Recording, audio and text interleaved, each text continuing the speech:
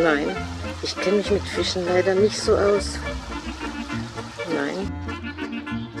Die sind hier eitel, Döbel, Dickkopf, vielleicht.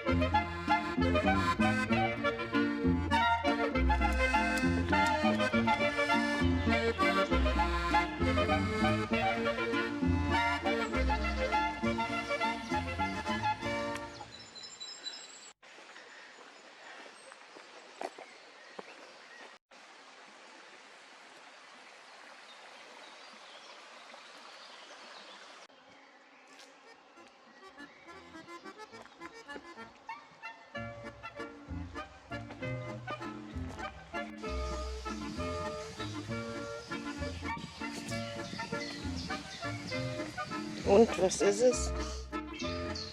Das? Das ist die zweiblättrige Schattenblume.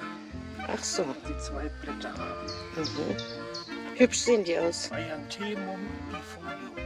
Mhm. Schön.